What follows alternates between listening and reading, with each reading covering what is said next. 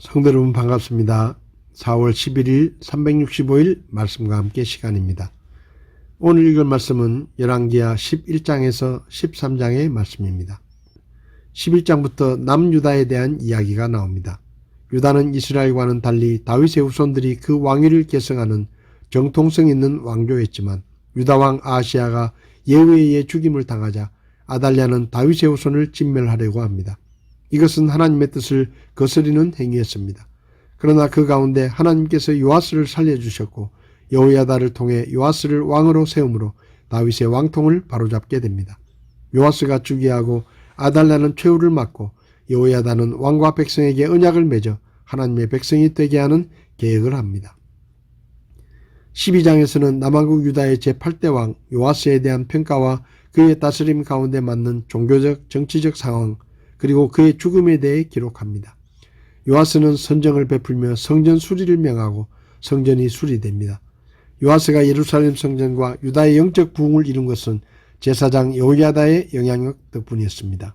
그러나 여호야다가 죽자 요아스는 통치자들의 청원을 받아들여 우상 숭배를 허용했고 이를 경고한 대언자 스가랴를 처형합니다. 이때 시리아 왕 하사엘이 유다를 침공하는데 이는 하나님의 징계였지만 요아스는 끝까지 회개하지 않았고 자신의 신복들에 의해 죽임을 당합니다. 13장에 기록된 일련의 사건들은 유다왕 요아스 당시 북왕국에서 일어난 사건들로 북이스라엘 예후왕가의 후대왕 여호아하스와 요아스의 통치기사와 함께 엘리사의 마지막 예언과 엘리사의 죽음에 관하여 기록됩니다. 북이스라엘은 여로보암 이후로 끊임없이 우상 숭배에만 전념했기 때문에 하나님의 징계는 계속됩니다. 하나님은 시리아 왕 하사엘을 심판의 도구로 삼았지만 여호아하스가 하나님의 도움을 간청하자 이스라엘을 시리아로부터 구원하셨습니다. 요아스는 우상 숭배 중에도 대언자 엘리사를 지극히 대접합니다. 그리고 엘리사가 병들어 죽게 되자 요아스는 엘리사 앞에서 눈물을 흘립니다. 북이스라엘이 시리아의 공격을 받아 패배에 직면해 있다고 생각해 눈물을 흘리는 요아스에게 엘리사는 활과 화살을 가지고 와 땅을 내리칠 것을 명하지만 요아스는 3번을 치고 그칩니다. 이에 엘리사는 요아스가 적극적으로 순종해 활과 화살을 내리친 만큼 승리를 거둘 수 있었음에도 그리하지 않은 요아스에게 노하고 3번의 승리만을 예언한 후에 죽음을 맞이합니다. 엘리사를 장사한 후 죽은 사람을 엘리사의 돌무덤에 던졌는데 그 시체가 엘리사의 뼈에 닿았을 때 소생하는 기적이 일어나기도 했다고 기록합니다. 이어 이스라엘과 시리아의 전쟁에서 엘리사의 예언은 그대로 이루어집니다.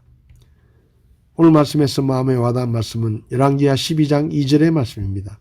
제사장 여호야다가 요아스에게 교훈을 주던 모든 때에는 그가 주의 눈앞에서 올바른 것을 행하였으나 요아스는 제사장 여호야다의 도움으로 목숨을 건지고 돌봄을 받다가 7살에 유다의 왕이 되었습니다. 여호야다는 요아스에게 고모부이자 대제사장이었고 생명의 은인일 뿐 아니라 영적인 멘토였습니다. 7살의 왕이 된 요아스는 여호야다가 살아있는 동안에 여호야다의 조언을 들으며 하나님의 말씀에 순종했고 무너진 성전을 보수하며 하나님 보시기에 선을 행하는 경건한 왕이었습니다. 성경에 기록된 요아스의 인생은 하나님의 눈앞에서 올바르게 행했던 전반기와 하나님을 버리고 우상을 섬겼던 후반기로 나누어지는데 그 분기점이 바로 제사장 여호야다의 죽음입니다. 여호야다와 함께 있을 때 그는 하나님을 가까이 하던 경건한 왕이었지만 여호야다가 죽은 후 그는 하나님을 멀리하고 우상을 섬기는 악한 왕이 되었습니다. 하나님께서는 그를 돌이키시려고 대언자를 보내 경고의 말씀을 전했지만 그는 대언자들이 전하는 말을 듣지 않았습니다. 하나님께서는 여호야다의 아들 스가랴를 통해 하나님의 명령을 거역하는 그를 책망하며 왕이 하나님을 버리면 하나님께서도 왕을 버릴 것이라고 경고하셨지만 그는 성전뜰에서 스가랴를 죽이고 맙니다. 그는 생명의 은인의 아들이며 어릴 때부터 함께 자랐던 고종사촌 스가랴를 죽이기까지 할 정도로 악해진 것입니다. 하나님을 섬기다가 우상을 섬기게 되니 한 형제이고 친구였던 스가랴와의 관계가 원수로 변한 것입니다. 이 말씀을 통해 우리는 영적인 멘토가 얼마나 중요한가를 생각하게 됩니다. 어떤 분들은 요아스가 어렸기 때문에 영적인 멘토가 필요했다고 생각할 수 있지만 아무리 믿음의 연수가 오래되고 신앙이 성숙한 사람이라도 항상 올바른 판단을 할 수 있는 것은 아닙니다.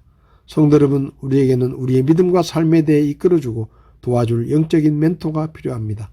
여러분에게는 여러분의 신앙생활을 이끌어주는 영적인 멘토가 있으신가요? 하나님께서 여러분의 교회에 세워주신 영적 지도자들이 있을 것입니다. 그분들은 하나님께서 여러분을 올바른 믿음의 길로 인도하기 위해 세워주신 영적인 지도자들입니다. 그러므로 교회 지도자들을 여러분의 멘토로 세워주신 하나님께 감사하며 크고 작은 일들을 영적 지도자들과 의논하고 자주 교제하며 영적인 조언을 들으시기를 바랍니다. 영적인 멘토가 있을 때 우리가 올바른 믿음의 삶을 살 수 있다는 것을 이 말씀을 통해 배울 수 있기를 바랍니다. 4월 11일 365일 말씀과 함께 오늘도 함께 해주셔서 감사합니다.